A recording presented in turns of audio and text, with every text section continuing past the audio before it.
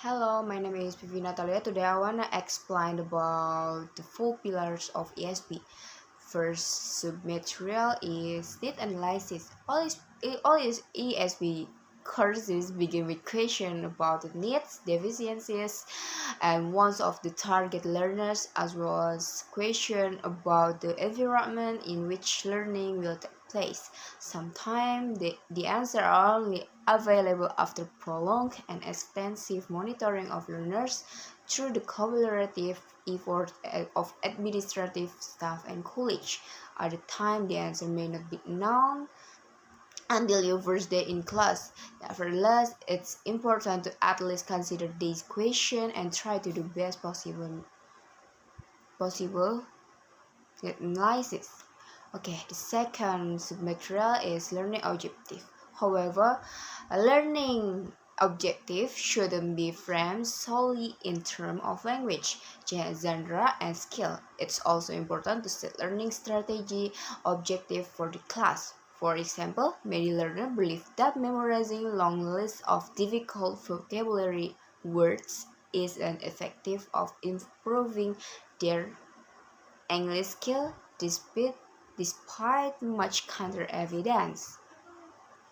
In class, you may want to introduce more effective vocabulary learning approaches, such as learning high frequency words using word cards.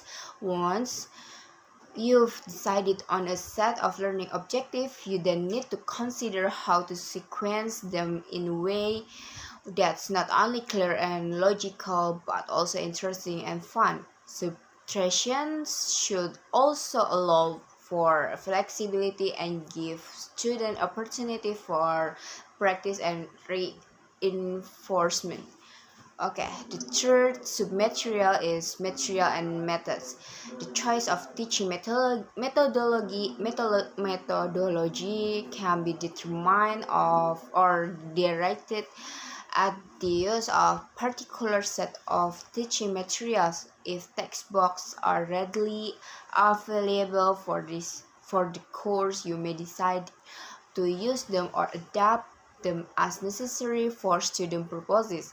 If you can enable the primary language feature of call center interaction based on the material you find, perhaps those same material can serve as full real teaching material in the classroom.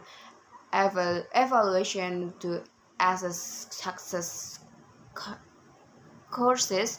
You want to determine how many participants started course, how many complete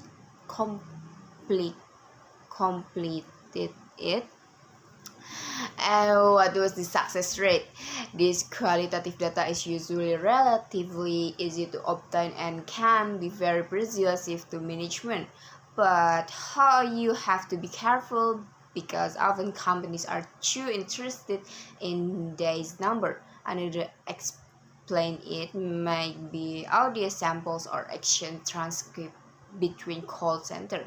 Showing this in class and critiquing it can highlight important language points. Okay, the fourth submaterial is evaluation. The evaluate course success, you wanna determine how many participants started the course, how many complete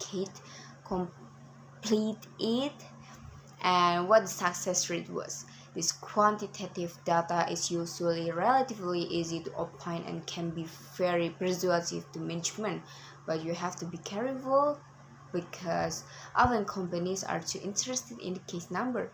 You should try to evaluate your own success in leading the course. One way to answer some of these questions is to analyze this result. If a large proportion of participants make substantial gains in their language performance and successfully complete the course, some of the success must be attributed to the instructor. Again, however, a qualitative survey of student impressions of a course can provide important information about instructor effectiveness. For example, students may report that they appreciate the result they find the teaching method boring and the amount of homework excessive. Okay. The next material, the roles of learners, instruction, administration in ESP learner. The role. Okay, sorry. First of all, is sub material is learners. The role that learners will have an ESP course or program will depend largely on their perception of the status of the course or program, the perception they have of the instructor, and the way they view English in their life. In all cultures, learners are greatly influenced by their perception of the importance of a particular course or program. In many academic settings, program entry requirements and pre-course requirements are expressed in terms of general proficiency score as determined by IELTS, TOEFL, and TOEIC. As a result, EAP courses designed to help students achieve the required entry score on this test tend to be taken very seriously by students, leading them to play an active role in their own learning. A similar situation can occur in AOP setting when a company creates language material, resources, and courses that are then placed on the periphery of a worker's job activity. Second submaterial is instructor. In the academic setting, as instructors play an important role for students who may seek instructors support not only in their current studies but also in providing guidance for their graduate studies and careers. ASP instructor in academia may also be given the role of design and managing in entire English language support program, especially if the institution has a strong focus on a particular discipline that requires English.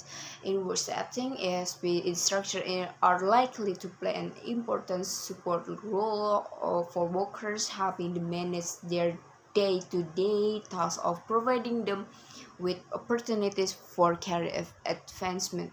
They also tend to be in a unique breakdown position between workers and management. As a result, they can play important role in developing new professional development systems and can even advise companies on how to better manage their human resources. ASP instructors usually come from two backgrounds. Perhaps the most common type of ASP instructor has a humanities background where they tend to earn and graduated in literature, education, linguistics, applied linguistics, TEFL or TESOL, or one of many related subjects. Okay, the third submaterial is administrator. Administrator play a key role determining the success of ESP courses and programs. First, the administrator usually decides if and when an ESP course will be run, and will often determine the overall course objective. The administrator is also the one who usually decides how the ESP course will be run and the importance attached to it. Finally, administrators have an important role in the general management of ESP courses and programs. The first task they may face is managing funding and program continuity. Thank you.